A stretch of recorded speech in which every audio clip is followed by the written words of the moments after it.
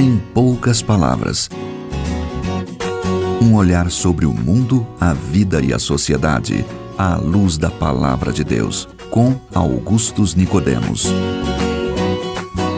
Boa noite, queridos ouvintes. Está entrando no ar mais uma edição do nosso programa Em Poucas Palavras, o programa da Primeira Igreja Presbiteriana de Goiânia. Junto com você nesses próximos minutos estou eu, Natsan Matias, e agradeço sua audiência. Reverendo Augustus, pastor da Igreja Presbiteriana de Goiânia, Primeira Igreja Presbiteriana de Goiânia, conosco. Boa noite, Natsan. Boa noite, querido ouvinte. É uma alegria voltar aí ao seu receptor. Se você nos ouve também através da internet, é uma alegria estar com você. Bem, um grupo famoso de comédia na internet fez um pequeno filme mostrando a situação de um marginal forçando um motorista a pagar para estacionar ali naquele local.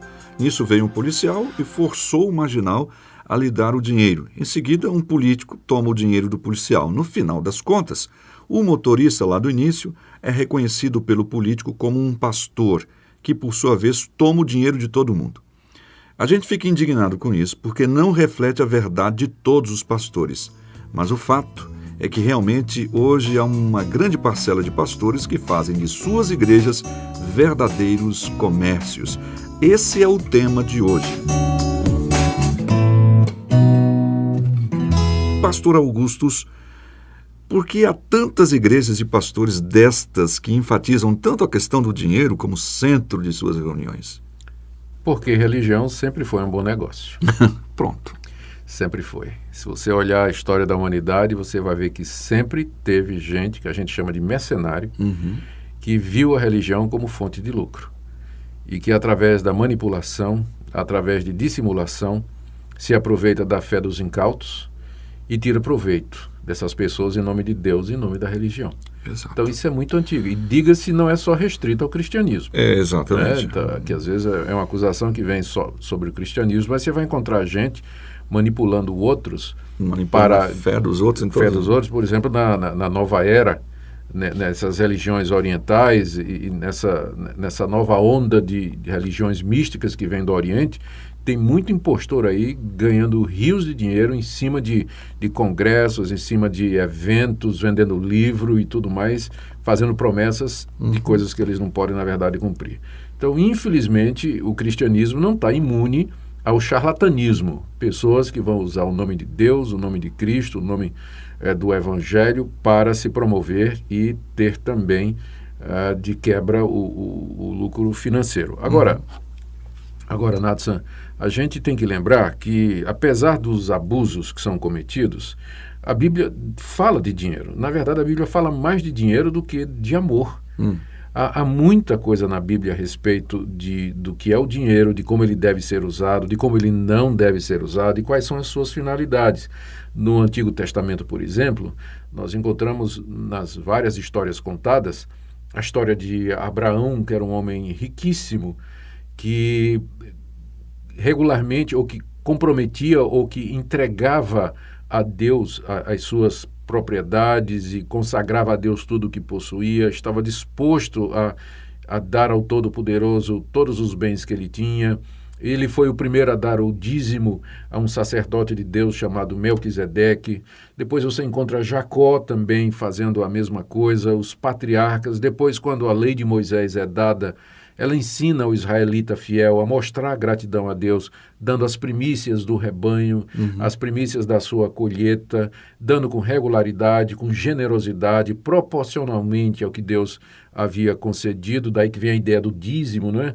A ideia do dízimo é uma contribuição regular, proporcional, generosa, constante e com uma destinação específica, que era o sustento dos pobres e também do serviço religioso que era realizado no tabernáculo e depois no templo. E quando chega no Novo Testamento, você encontra Jesus fazendo a mesma coisa. Ele elogia a viúva pobre, que deu tudo que tinha para o serviço, para a manutenção do serviço religioso em Jerusalém. E ele critica o jovem rico porque era apegado às suas propriedades, aos seus bens, e não queria abrir mão daquilo ali para ajudar aos pobres e necessitados. Você encontra o apóstolo Paulo na primeira carta aos Coríntios, nos capítulos 8 e 9, dando orientações para um levantamento de oferta para uma situação de crise que havia em Jerusalém. Os cristãos deveriam se cotizar, deveriam levantar recursos para ajudar os pobres em Jerusalém. E Paulo diz, Deus ama a quem dá com alegria. Então, interessante, Reverendo, que nesse caso do apóstolo Paulo, uma coisa interessante é que aquelas pessoas, inclusive, passavam por dificuldades e Paulo disse, olha, vocês não precisam contribuir. Elas, não, nós queremos participar da graça. Exatamente. Né? Então, o que eu quero dizer é o seguinte, apesar dos abusos que se cometem em nome de Cristo e do Evangelho, abusos estes feitos por mercenários, falsos profetas e charlatães, isso não quer dizer que o cristianismo autêntico prescinda da questão financeira. A Bíblia ensina que, como gratidão a Deus, pelo que Ele nos dá, pelo que Ele nos fez e pelo que Ele é, nós devemos contribuir para ajudar os pobres, devemos dar com alegria para ajudar os necessitados, para que a obra de Deus de evangelização e de crescimento do seu reino aqui nesse mundo continue. Então, tudo isso está, de fato, escrito na Bíblia. Agora, hoje em dia, a linha, o segmento dentro do evangelicalismo que mais tem deturpado esses princípios bíblicos de contribuição é a chamada teologia da prosperidade. Essa teologia da prosperidade, ela nasce nos Estados Unidos e ela diz, e veio para o Brasil, e ela basicamente diz que Deus deseja que todos os seus filhos sejam ricos e sejam prósperos. O céu aqui. O céu aqui. Todos nós deveríamos ser donos de negócio, ter casa própria, ter carro, ser abençoados financeiramente, não devemos ter dívida, não devemos ser cauda, mas sim cabeça. E então a ideia de que Deus quer nos abençoar materialmente está por detrás, é o pilar fundamental dessa teologia.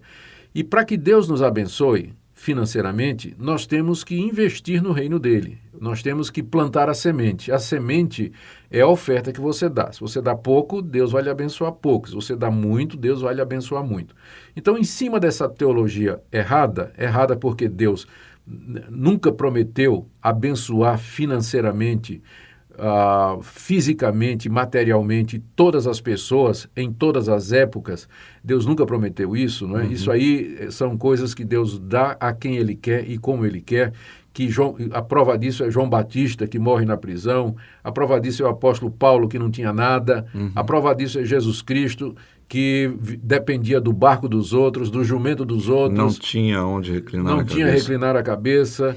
Então, é uma teologia completamente furada. Mas eles dizem para as pessoas, para os incautos, explorando a vontade que as pessoas têm de ter mais e de enriquecer e tudo mais, que se elas fizerem um sacrifício financeiro, se elas contribuírem com tanto, com X, Deus haverá de dar em dobro, em triplo, Deus haverá de multiplicar tudo o que eles fazem. E é claro que não é verdade, né? É claro que isso aí não acontece dessa forma. É só você fazer uma pesquisa, é só você dar uma olhada nos segmentos sociais das pessoas que vão atrás dessas ideias e você vai ver que através dos anos em que a teologia da prosperidade vem ensinando essas coisas no Brasil, o segmento social onde ela prolifera, continua o mesmo. Continua da mesma forma, a não ser aqueles que são seus líderes, né? Os líderes, eles prosperam. Esses prosperam, né? Prosperam porque estão comendo o dinheiro do povo, estão enganando o dinheiro do povo, fazendo promessa, fazendo campanha e coisas que a Bíblia não autoriza. Não autoriza, Nathan. A gente deve contribuir, a gente deve ajudar o pobre, ajudar o necessitado, ajudar a obra de Deus, a obra missionária, mas fazer isso por altruísmo, fazer voluntariamente, sem esperar nada em troca. Se Deus quiser nos abençoar financeiramente, Ele vai abençoar. Mas e não precisa desse tipo de coisa. É interessante que uma maneira correta seria, eu estou entregando o meu dízimo não para ser abençoado, mas porque já fui abençoado. Exatamente. O dízimo seria uma expressão daquilo que eu já recebi da parte de Deus e que eu dou com alegria. A Bíblia, ela fala de dinheiro, diz que ela fala de dinheiro mais do que fala do amor, por exemplo, mas ela não fala só nessa questão de contribuição. É isso que as pessoas, às vezes, se equivocam, né? Pensa que a igreja evangélica, quando fala em dinheiro, é só na questão de contribuição, mas é mais do que isso. A Bíblia traz muitas orientações a respeito da manipulação do dinheiro, ou de como nós devemos nos portar diante do dinheiro. Fala a respeito da necessidade do trabalho, de nós ganharmos o nosso pão honestamente, de nós provermos para a nossa família, cuidarmos dos nossos filhos, de investirmos nos pobres, de socorrer os necessitados e, finalmente, também, no meio de tudo isso, ajudar a igreja nas suas necessidades. A igreja como expressão do reino de Deus, a igreja que também ajuda os pobres, a igreja que prega o evangelho, a igreja que leva avante as boas novas do evangelho. A Bíblia nos ensina a confiar em Deus para suprir as nossas necessidades. Jesus disse, não andem ansiosos quanto ao que você vai comer, quanto ao que você vai beber, porque Deus cuida de você como Ele cuida dos passarinhos. Busque primeiro o reino de Deus e a sua justiça e todas as demais coisas vos serão acrescentadas. E são acrescentadas, certamente. De fato. Deus nos sustenta de uma forma como Ele, na nossa necessidade, nada falta. Ok, pessoal, vocês, ouvintes, ouviram todo esse argumento sobre essa questão financeira e espero que você possa ter entendido a nossa resposta, o nosso diálogo sobre esse assunto com você. Tendo mais alguma dúvida, basta entrar em contato conosco. Vamos ouvir uma música. O mundo há de passar e toda profecia, os dons, as línguas e tudo mais que existir.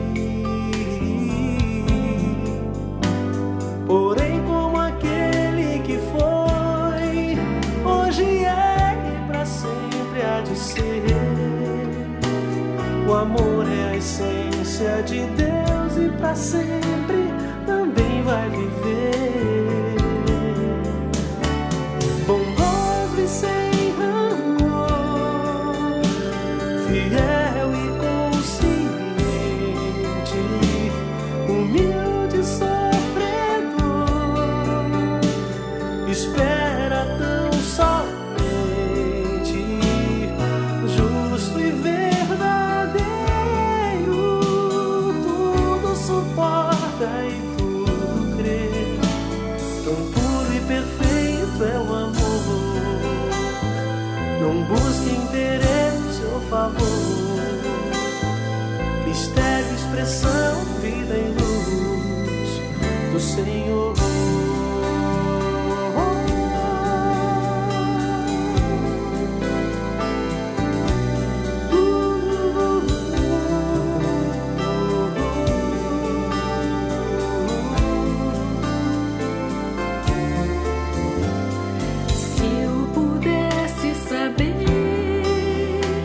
Destinos ou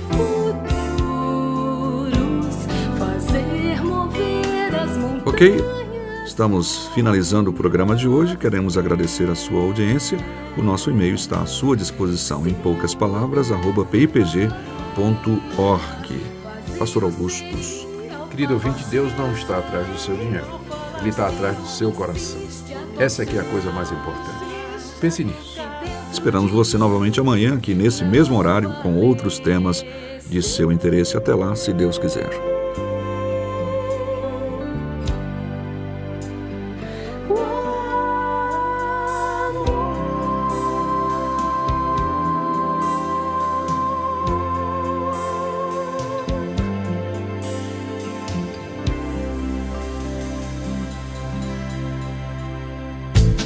Se você deseja saber mais sobre esse e outros assuntos à luz da Palavra de Deus, domingo às 9 da manhã ou às 7 da noite. Será um prazer conhecê-lo pessoalmente. Primeira Igreja Presbiteriana de Goiânia, Rua 68, esquina com 71 Centro. Fone 3213-3320. www.pipg.org. Em poucas palavras, um olhar sobre o mundo, a vida e a sociedade, à luz da Palavra de Deus. Apresentação Nadson Matias. Comentário Augustus Nicodemos. Um programa da Primeira Igreja Presbiteriana de Goiânia, Rua 68, esquina com 71 Centro. Visite o nosso site www.pipg.org. Apoio Seminário Presbiteriano Brasil Central, Goiânia.